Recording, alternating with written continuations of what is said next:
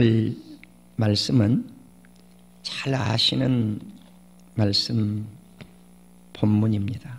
신명기 28장 1에서 15절과 엊그저께 새벽기도 시간에 간략하게 말씀을 올렸는데 레위기 26장 14절에서 20절, 그래서 신명기 속에서는 주로 축복에 관한 말씀을 읽고요, 15절만 저주에 관한 말씀이 들어있어요. 레위기 26장 14절에서 24절은 1에서 13절 부분은 축복이고 뒤에 14에서 20절은 저주입니다.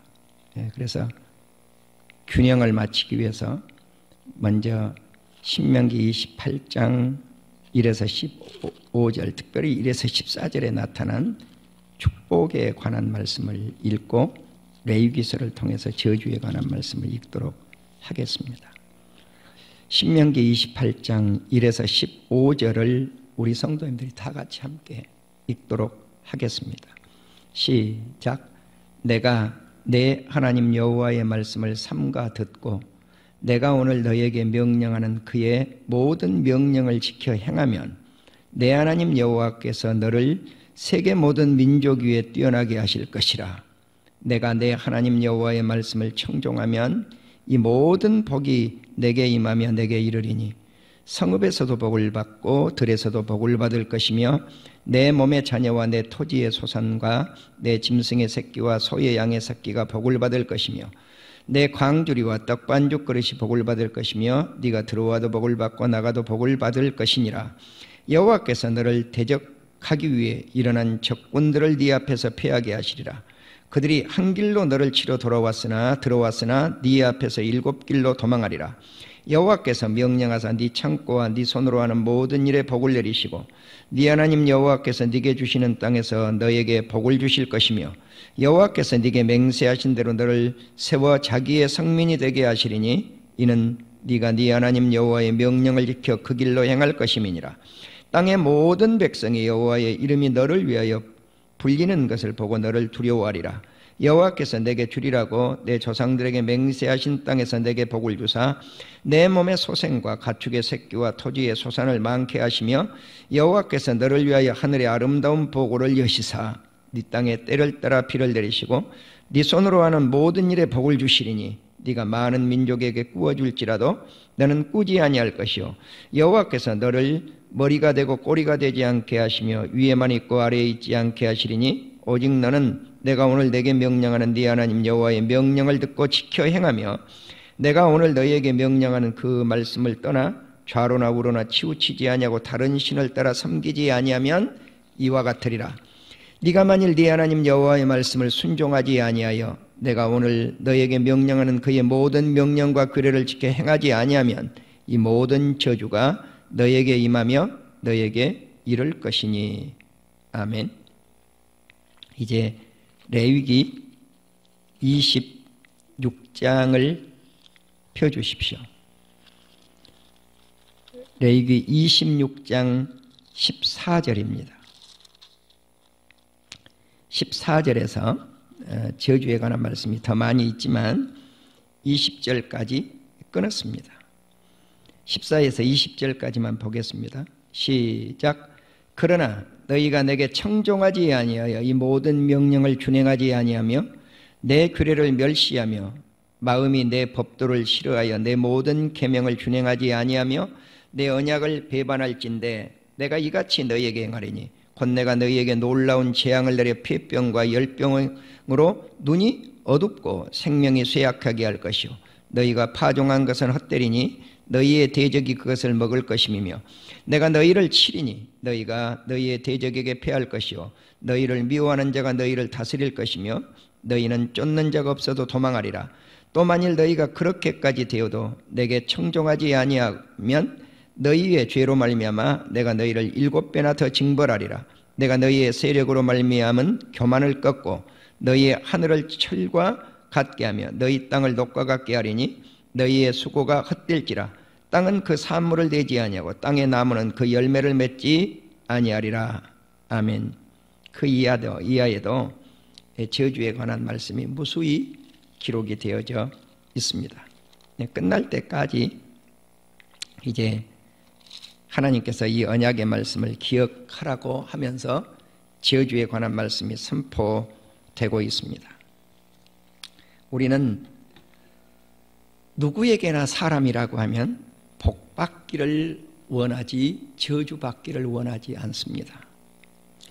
그러나 복을 받고 싶다고 해서 복이 내게 임하고, 내가 저주를 거절하고 저주를 받고 싶지 않습니다. 그렇다고 해서 복과 저주가 내게 내리거나 또한 거부되어지나 그렇게 되지 않는다는 것입니다. 왜 그러냐면 복과 저주의 근본 원칙은 정해져 있기 때문에 그렇습니다. 그러니까 복을 받으려면 근본 원칙을 행해야 될 것이고, 저주를 받는 것은 근본 원칙을 행하지 아니하면 자동적으로 저주가 따라붙는다고 하는 사실입니다. 그렇다면 복과 저주의 근본 원칙이 무엇일까요? 이것은 단순하고 아주 간략하게 우리에게 요약해서 성경은 전해주고 있습니다. 그 말씀이 우리가 읽은 신명기 28장과 레위기 26장에서 답을 주고 있다는 사실입니다. 그렇다면 두 성경에서 답을 주고 있는 말씀이 무엇이냐면, 하나님의 말씀을 삼가 듣고 행하면, 준행하면 복을 받는다는 것입니다. 그러나 하나님의 말씀을 듣지 아니하고 거절하면 저주가 따라온다는 것입니다. 이것이 근본 원칙입니다. 복을 받으려면 말씀을 받고 준행을 하라. 아무리 내가 저주를 싫어해도 하나님의 말씀을 듣지 않고 거역하고 불순종하면 저주가 따라온다는 것. 또 하나는 이방신을 섬기면 자동적으로 저주가 따라온다는 것. 하나님을 섬기면 축복이요, 예수 그리스도를 믿으면 축복이지만 하나님을 거절하고 예수 그리스도를 거절해서 믿지 아니하면 자동적으로 저주가 따라온다. 그래서 우리는 복의 끝이 어딘가? 영적으로는 천국이요, 저주의 끝이 어딘가? 지옥이라는 사실을 우리는 너무 잘 알고 있다는 사실입니다. 그런데 사람들이 이 복과 저주를 생각을 할 때, 저주가 무엇인가? 물질의 축복을 좀 안 주면 내게 저주를 내렸나 봐. 물질의 축복을 주면 나는 복 받았나 봐. 이렇게 해서 복의 개념을 어디에다가 되게 많이 맞춰버리냐면은 물질에다가 맞춥니다. 그러면 세상에 있는 동안에는 우리가 복이 물질에 있을 수가 있습니다. 그러나 더 영원한 내세의 축복까지를 우리가 내다보고 예수님을 믿는 것이지, 얄팍하게 세상에 물질의 축복 정도를 받기 위해서 예수 믿는 것은 아니라고 하는 사실입니다. 이제 여러분은 하나님의 말씀을 순종하여 말씀을 지키고 행하면, 예수 그리스도를 믿으면 축복이 저절로 찾아온다는 거예요. 그러니까 하나님 복 주십시오, 복 주십시오, 복 주십시오 그렇게 부르짖는다고 해서 복이 내려오거나, 하나님 내게는 절대 저주를 내리지 마십시오 그렇다고 해서 저주가 내려오지 않는다고 하는 사실은, 기도를 해서 복이 찾아오고 기도를 해서 저주가 임하지 않는다면 날마다 우리는 그렇게 기도하면 된다는 거죠. 그런데 그렇게 해서 찾아오지 않는다는 것입니다. 바로 조금 전에 말씀을 드린 그 기본 원칙을 누가 충실히 이행을 할 것인가, 여기에 복의 축복이 달려 있다는 것입니다. 우리가 근본 원칙만 그냥 지키면, 하나님의 말씀을 삼가 듣고 순종하여 행하고 우상을 섬기지 아니하면, 주님은 말씀을 합니다. 세상에서 가장 뛰어난 인물이 당신의 가정에 있을 것이라는 거죠. 여러분이 가장 위대한 인물이 될 것이라는 것입니다. 나는 저와 여러분이 세상에서 뛰어난 인물 되기를 주님의 이름으로 축원합니다. 많이 배워서 뛰어난 인물이 되는가? 절대 그렇지 않습니다. 그러면 세상은 박사들이 세상을 다 점령하고 있을 것입니다. 뛰어난 인물로 말입니다. 그런데 박사라고 해서 뛰어난 인물이냐는 거죠. 아니요. 한마디로 아니옵니다. 한마디로 아니에요. 그래서 우리는 세상 사람들이 미련하다고 생각한 그 사람을 예수님이 주의 사역자들로 선택을 했어요. 약하고 연약하고 없는 것들, 미련한 것들, 치열한 것들을 택하사 주의 자녀로 삼으셨다는 것이죠. 어떻게 보면 세상에서 미련하니까 하나님의 눈에 띄게 되어지고 선택되어져서 그 사람이 하나님의 손길을 통해서 위대한 인물이 되었다고 하는 사실이에요. 나는 신학교 다닐 때 정말 공부를 잘하고 그런 학생이 세상 밖에 나와서 목회도 잘할 줄 알았어요. 그런데 어떤 사람들은 보면요, 그 사람 어디 있는지도 모르겠어요. 정말입니다. 어디에 있는지도 모르겠어요. 그런데 공부도 시원찮고 결석은 그냥 밥 먹듯이 하지, 지각도 밥 먹듯이 하지. 그러니까 저런 사람이 목회를 할 수 있어? 그렇게 생각할 수가 있어요. 그런데 죄송하지만요, 그런 분들 가운데 목회 잘하신 분들 많습니다. 왜 그럴까? 하나님이 들어 쓰심을 받기 때문에. 우리는 어떻게 하든 예수 그리스도를 얼마만큼 잘 믿어서 하나님의 말씀을 따라서 살 것이냐, 여기에서 복과 저주의 갈림길이 있다는 것입니다. 두 번째로 세상의 모든 복이 찾아온다는 거죠. 무엇만 하면, 말씀을 듣고 삼가 듣고 순종하여 행하고 이방신을 섬기지만 않기만 하면 도시에서도 복을 받고 집 안에서도 복을 받고, 그러니까 집 안에서 복을 받고 집을 밖을 나가서도 복을 받고 자녀가 축복을 받고 재산의 복을 받고, 그러니까 우리가 어떤 재산 축복에만 복이 있는 것이 아니고 그것은 일부분이라는 거죠. 먹거리에 축복이 있고, 우리가 농사를 지어보면은요, 내가 농사를 잘 지어서 농사가 될 것 같은데 그렇지 않아요. 네. 게으름 이야기를 좀 하겠습니다. 금년에 고추 농사를 제가 좀 조금 심었어요. 한 20개 정도나 심었나 그랬을 거예요. 그러니까 몇 개 됩니까, 그 고추나무? 그런데 심어서 놓으면은 흙을 까야 돼요. 그러니까 도로 뽑아 한쪽에다가 모아놔요. 또 심어. 고라니가 내려와가지고 싹 뜯어먹어요. 이놈이 고추잎도 뜯어먹더라고요. 뜯어먹으면서 저만 먹으면 괜찮을 텐데 뿌리째 뽑아놔. 그러면 또 한쪽에다가 모아놓고, 그러니까 조금 잎이 이제 자랄 만해서 또 제자리에 갖다 놓으니까 이번에는 흙이 들어오니까 또 이게 팠어요.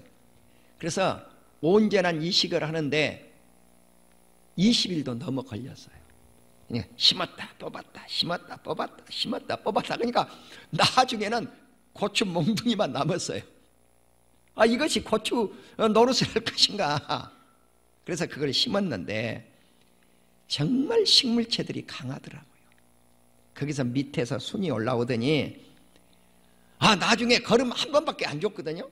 거름을 딱 한 번 줬는데 이놈들이 자라기 시작하더니 고추가 얼마나 크게 열었는지, 얼마나 크게 열었는지. 그래서 제가 느낀 거예요. 게으른 농부에다가, 제가 게을렀거든요. 그런 고추 나무의 입장에서는 게을렀는데 그럼에도 불구하고 이놈이 자라줬더란 말이에요. 그래서 풋고추를 그냥 열심히 따먹지도 못했어요. 그리고는 최근에 이제 서리가 내렸잖아요. 서리가 다 내려서 어저께 가서 그것을 수확을 합니다. 어제. 그 게으른 농부가 어디 있어요, 그거를. 그런데 두 분 목사님이 오셔서 그거를 따주더니, 목사님, 농사를 왜 이렇게 잘 지었어요? 고추가 크네요, 그래요. 게으른 농부를 향해서. 그래서 제가 느낀 거야. 식물이 자라고 열매 맺는 것도 내 능력에 의해서 되어지는 것이 아니라 하나님께서 역사해 주셔야 열매가 맺혀지는구나. 그 진리를 어제 한번 생각해 보았습니다. 그렇습니다. 복은 하나님께서 주실 때 찾아옵니다. 먹거리의 축복, 적과 싸워서 승리하는 축복, 곡식이 잘 되어서 창고에 복을 주시니까 손으로 하는 모든 일에, 발길이 닿는 모든 곳에 복을 받는 거예요. 도시에서 복을 받는다, 그 나라에서 복을 받는다. 그러니까 우리가 어디에서 복을 받겠어? 이 별내 땅에서 복을 받고, 서울의 장안에서 복을 받고, 의정부 땅에서 복을 받고, 우리 성도님들이 기거하는 그 처소에 축복이 임한다는 거예요.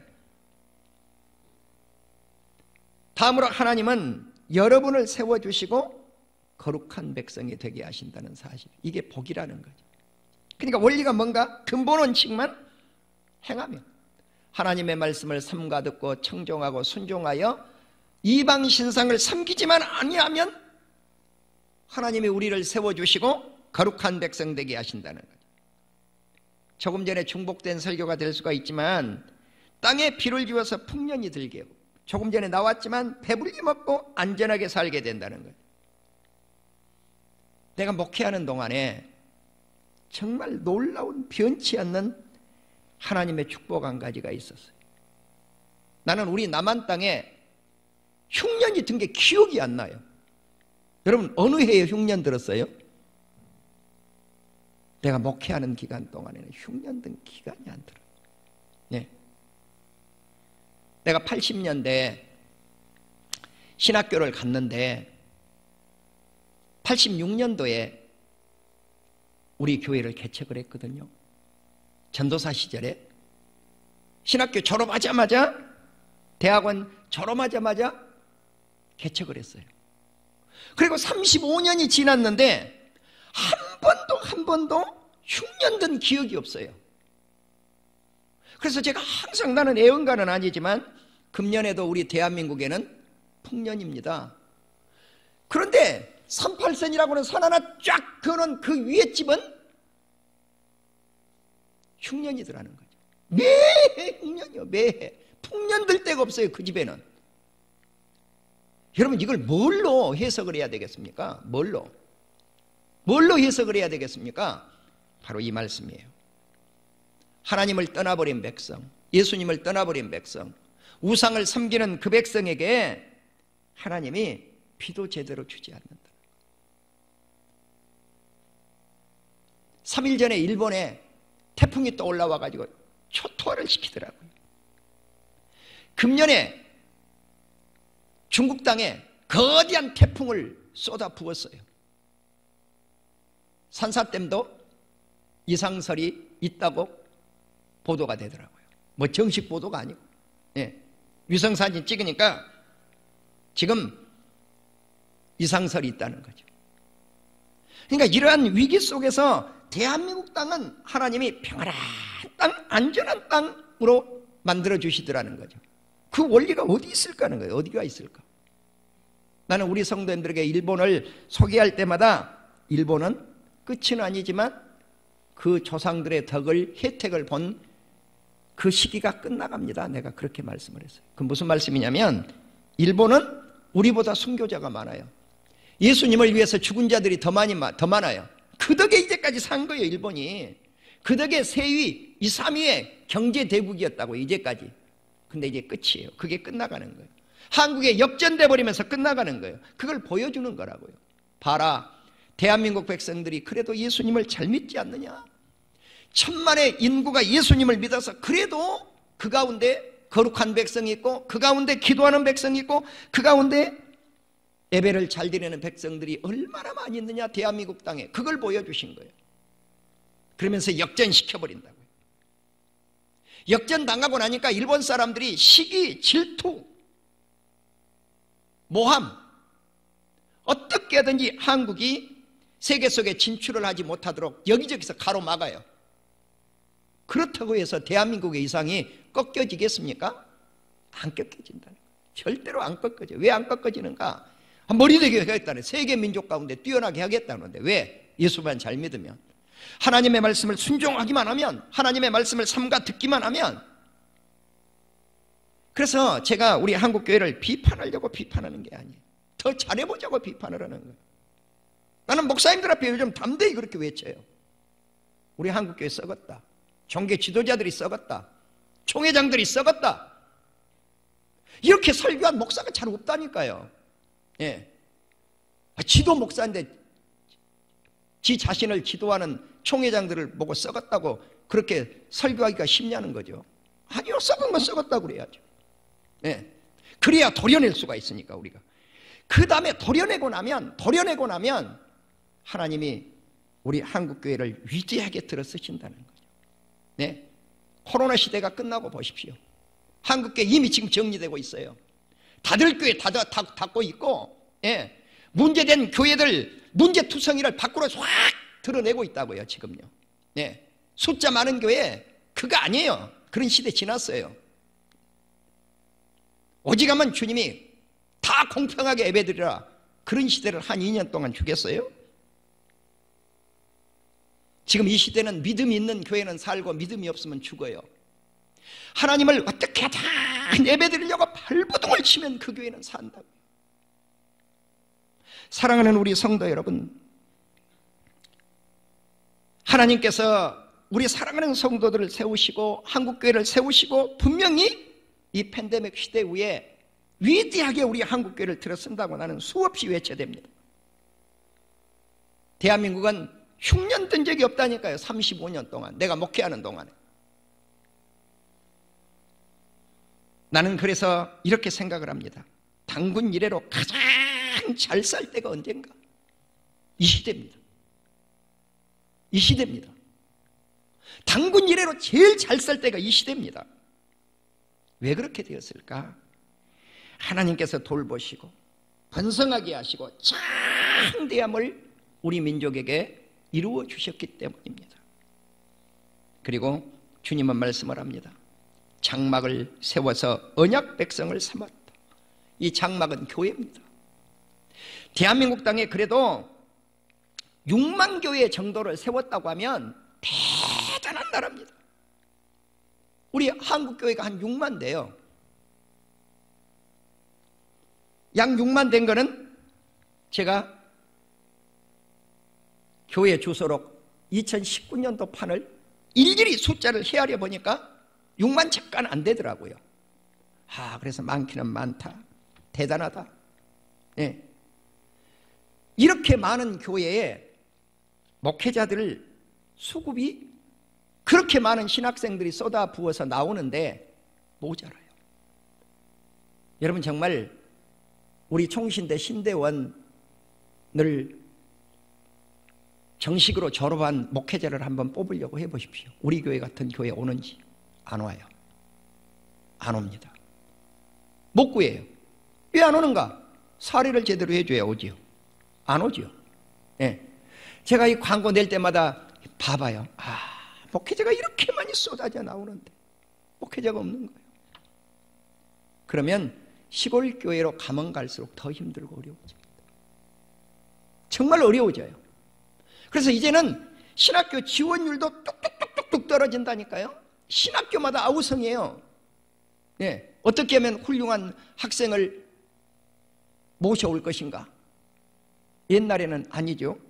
한때 넘쳐날 때가 있었어요. 신학교가. 네. 경쟁률도 어떻게 센지. 내가 신학교 들어갈 때만 해도 그랬습니다. 네. 조금 지나니까 사수 오수가 나오더라고요. 네. 사수 오수. 신학교를 떨어져요. 사수 오수를 하더라니까요.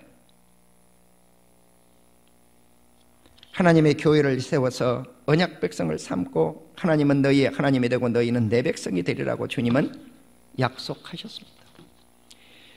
그러나 주님의 말씀을 순종하지 않고 예수 그리스도를 믿지 아니할 때, 우상을 섬길 때 복의 반대로 무엇이 찾아옵니까?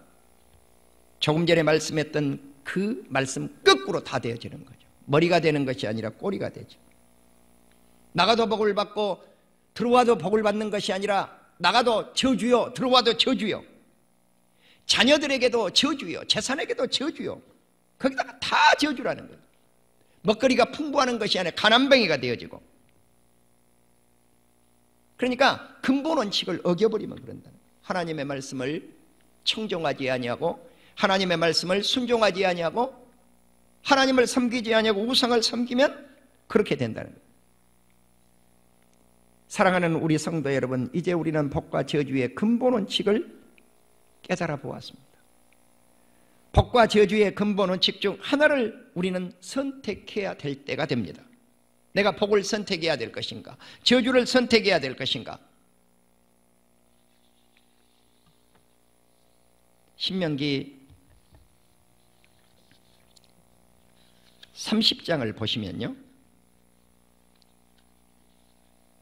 내가 너에게 진술한 복들과 저주들이 너에게 임하리라고 했습니다.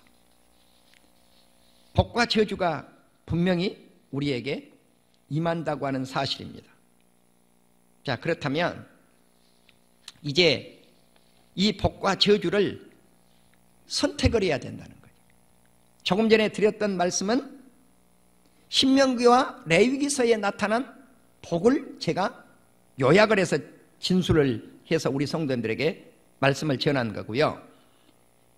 하나님께로부터 쫓겨난 모든 나라에서 이 일들이 네 마음에 기억이 난다고 하면 너와 네 자손은 하나님께 돌아오라는 것입니다. 하나님께 돌아오라. 네. 오늘 너에게 명령한 것은 온전히 따라 온 마음과 모든 영혼을 다하여 하나님의 음성을 순종하고 청종하고 들으라는 것입니다. 우리가 하나님의 말씀을 순종할 때 하나님의 마음을 돌이키시고 우리를 향해서 불쌍히 여기셔서 포로 생활 가운데서 돌아오게 하신다는 것입니다. 하나님은 이런 명령을 듣지 아니하고 거역을 하니까 흩어서 여러 세계 도체 나라에 이스라엘 백성들을 흩어버리고 말았습니다. 이것이 저주입니다. 그런데 신명기 30장 7절에 보면 하나님께서 네 적군과 너를 미워하고 핍박하던 자에게 이 모든 저주를 내리시겠다는 겁니다. 자, 그래서 너는 돌아와서 하나님의 말씀을 청종하고 너에게 명령한 모든 명령을 준행을 하라는 것입니다. 네가 그 모든 명령을 청종하고 명령을 규례를 지키면 네 손으로 하는 모든 일에 네 몸의 소생, 가축의 새끼, 토지의 소산, 이와 같은 것들에 복을 주실 것이라고 말씀을 합니다. 자, 그렇지만 이 말씀이 어려운가 어렵지 않는가 하는 문제예요. 이제 여기서 우리가 생각할 것은, 그렇다면 하나님의 말씀을 청종하라고 그랬는데 많은 성도들이 뭐라고 이야기합니까? 하나님의 말씀을 준행하기가 어렵습니다. 그래요.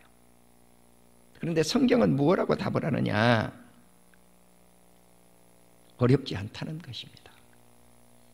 신명기 30장에서 어렵지 않다는 거예요. 자, 특별히 신명기 30장 11절에 보면 하나님의 명령은 어려운 것이 아니고 먼 것도 아닙니다. 이렇게 그냥 답을 내려놨어요. 어렵지 않다는 거예요. 또 멀리 있는 게 아니라는 거예요. 하나님의 명령이 멀리 있다면 어렵다는 거죠. 그럼 얼마만큼 먼가? 저 하늘 끝에, 하늘 높이 하나님의 명령이 있는 것이 아니고 저 바다 건너편에 하나님의 말씀이 있는 게 아니라는 거예요.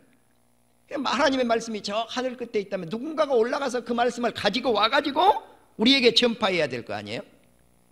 저 바다 끝에 있다면 저 바다편에 건너가서 그것을 건너가지고 다시 와서 우리에게 선포를 해야 될 것인데, 하나님의 말씀은 멀리 있는 것이 아니라 매우 가깝게 있다고 신명기 30장 14절에서 말씀을 합니다. 그럼 어디에 있는가? 입에 있다는 거예요. 어디에 있는가? 마음속에 있다는 거예요. 그러니까 다시 말씀을 드리면 네 몸뚱어리 안에 있다.